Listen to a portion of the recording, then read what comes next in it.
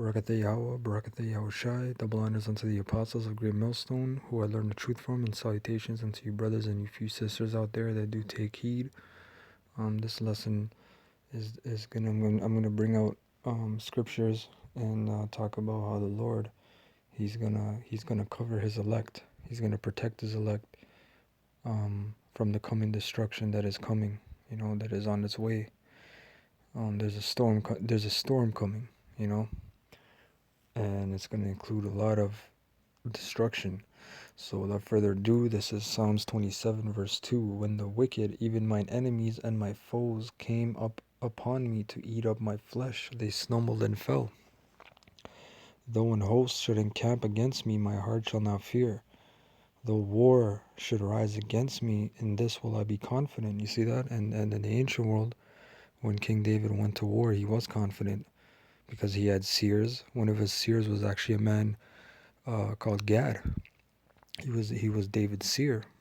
That communed with Yahweh Bashem Yahushai and told him of things to come. And King David himself, Malak Dawadah, he was a prophet himself, among other things, such as a king. He was a prophet as well, because the Psalms, as we know it, we're reading it, there's a lot of prophecy in the Psalms. Okay?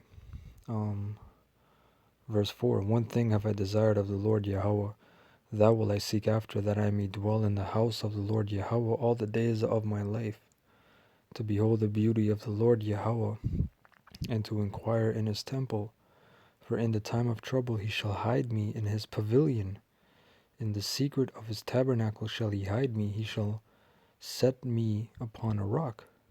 And now shall mine head be lifted up above mine enemies round about me. Therefore will I offer in his tabernacle sacrifices of joy. I will sing, yea, I will sing praises unto the Lord Yahweh. You see that? So when the time of trouble comes, the Most High is going to hide us, man. Yahweh Bashem Yahushua willing, we are those men. I have to correct that. Okay, he's going to hide his elect. Okay? Because these people are going to be looking for the elect, man. They're going to try to kill you and do all kinds of foul shit.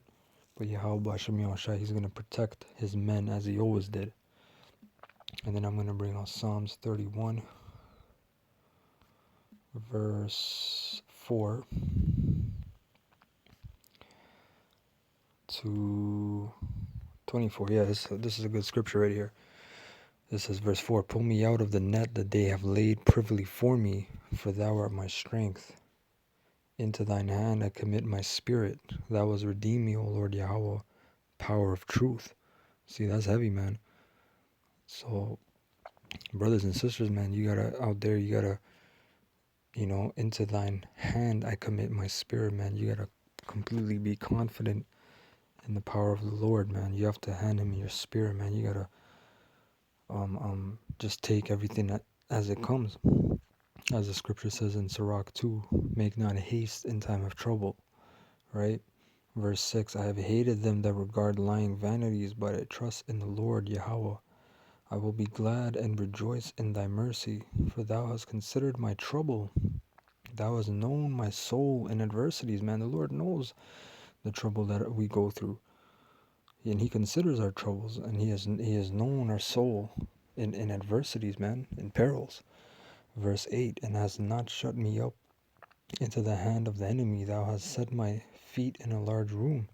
Have mercy upon me, O Lord Yahweh, for I am in trouble. Mine eye is consumed with grief. Yea, my soul and my belly. For my life is spent with grief, and my years with sighing. See, this, man, guys don't know what this truth is about. So they want Israelite family and fucking picnics and, Israelite photo shoot with the wife and kids. We're talking about we're wicked, and because we talk about grief and sorrows. What did David just say? He said, for my life is spent with grief and my years with sighing. My strength faileth because of mine iniquity, and my bones are consumed. I was a reproach among all mine enemies, but especially among my neighbors, and a fear to mine acquaintance. See, because Jake talks shit, man. But especially among neighbors, man, which is who? Jake. Verse 12, I am forgotten as a dead man, out of mind. I am like a broken vessel. And you brothers and sisters, you can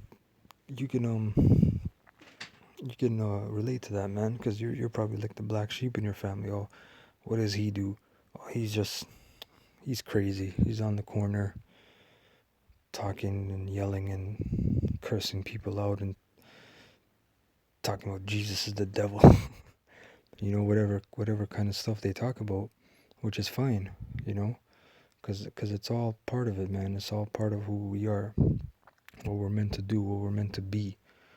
We're meant to excel, man. We're meant to, if we are the elect, man, we're destined for great things, man. Wonderful things, powerful things, man. Keep those thoughts in mind. When reproach comes your way and people talk shit about you, you're destined for great things, man. Verse 13, for I have heard the slander of many. Fear was on every side. While they took counsel together against me, they devised to take away my life. And there are people that devise to take our lives away. But that's fine, because the word is still going to push on. Whether I'm dead, whether whoever else is dead, the truth is still going to push on. And the prophecies are still going to hit. Verse 14, but I trusted in thee, O Lord Yahweh. I said, thou art my power. So you have to know who your power is, man. And trust in him and know his name. Verse 15, my times are in thy hand. Deliver me from the hand of mine enemies and from them that persecute me.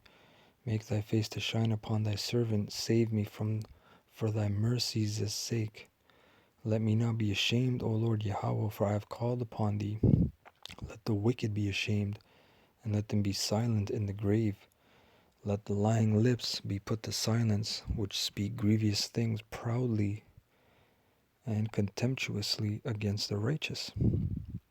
Oh, how great is thy goodness, which thou hast laid up for them that fear thee.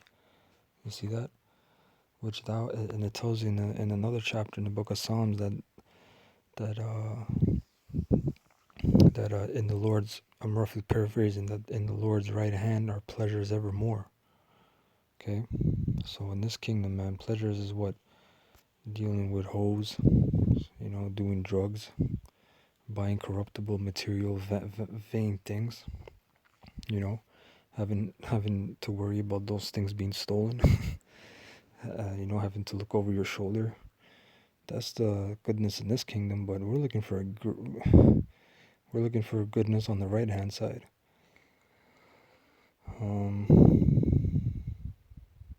It says, which thou hast wrought for them that trust in thee before the sons of men. Thou shalt hide them in the secret of thy presence from the pride of man. Thou shalt keep them secretly in a pavilion from the strife of tongues. So ain't nobody gonna be talking shit in that day. Verse 21, blessed be the Lord Yahweh, for he hath showed me his marvelous kindness in a strong city. For I said in my haste, I am cut off from before thine eyes. You see, so even David, man, see? Because, what did I say before? I quoted the scripture, Sirach 2, and we all do this. Because real life scenarios, traumatic things happen in the lives of the prophets. Right? So, in the hastiness, right, in your haste, like David said, oh, I'm cut off. Sometimes, the certain hells are put upon you. You might just say, oh, fuck, man, the Lord just completely cut me off. But nevertheless, thou heardest the voice of my supplications when I cried unto thee. O love the Lord Yahweh, all ye his saints. For the Lord Yahweh preserveth the faithful. So you gotta be faithful. You can kind of bug out a little. What I mean bug out is, like David said, in haste. Do some crazy shit. Even though the scriptures tell you not to. Right? But you gotta remain faithful. You can't go fucking kill someone or, you know what I mean, say F the truth and not go on the highways. Keep doing the work, man. Even in the midst of all hell. Right? Because the Lord preserves the faithful. And he's testing you. He's trying you. And plentifully rewardeth the proud doer. Right? Verse 24, be of good courage, and he shall strengthen your heart. The word heart in Hebrew is lab, meaning mind. All ye that hope in the Lord Yahweh. See, be of good courage, man. You're getting evicted, be of good courage, man. Your woman left you, you've been with for 5 years or whatever. Be of good courage, man. You lost your job and you can't pay. You have no one to turn to. Be of good courage, man. All right? Because me and plentiful other brothers, man, scores of Akim have been through all kinds of hell, man. And I can tell you, looking back, the Lord was all in there, man. He was doing his work, man. And there were times when it felt all hopeless and dark, and the Lord redeemed you at the last moment, man. And that's how it's gonna be when the elect get delivered, man. So all these little things that are happening in your life are a preparation, man. Yahweh Bashem Yahushua willing we be those men. Okay? Let's go to Isaiah 26.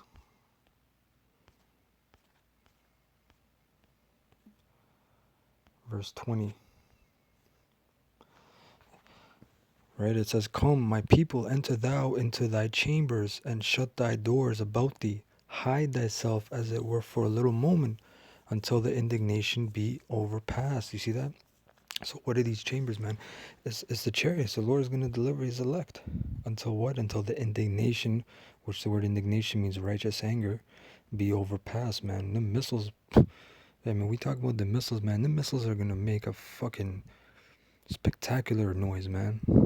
The word noise isn't even a word for that. It's gonna tremble the earth. So he's gonna conceal his elect, and he's gonna hide his elect until the indignation be past. Verse 21, for behold, the Lord Yahweh cometh out of his place to punish the inhabitants of the earth for their iniquity. The earth also shall disclose her blood, and shall no more cover her slain. Right? And then we're gonna go to Job 5. One of my favorite scriptures, Job 5 and 18. It says, for he maketh sore, this is talking about the Most High. I'm going to start at 17. Behold, happy is the man whom the Most High correcteth. Therefore despise not thou the chastening of the Almighty. So if you're being corrected, man, you're being chastised with the rod of correction, which don't feel good, you should be happy, man. Alright, because the Most High is dealing with you. For he maketh sore and bindeth up. Yeah, man, he beats your ass, and then guess what? He heals you, makes you stronger. He woundeth, and his hands make whole. He shall deliver thee in 6 troubles. Yea, in 7 there shall no evil touch thee. And that 7th is that trumpet, which is the missiles, man. And verse 20, in famine he shall redeem thee from death, and in war from the power of the sword. Thou shalt be hid from the scourge of the tongue. Neither shalt thou be afraid of destruction when it cometh. Verse 22, at destruction and famine thou shalt laugh. Neither shalt thou be afraid of the beasts of the earth. So you know what kind of spirit that has to be, man. That has to be a serious spirit for you to laugh at destruction and famine. Because you're going to see people completely destroyed, man. Slain. Starved out. Ribs touching dead. You know, you're going to laugh at that. Verse 23, for thou shalt be in league with the stones of the field, and the beasts of the field shall be at peace with thee. And thou shalt know that thy tabernacle shall be in peace. And thou shalt visit thy habitation, and shall not sin. Because we're going to get those new bodies, Lord's will, man.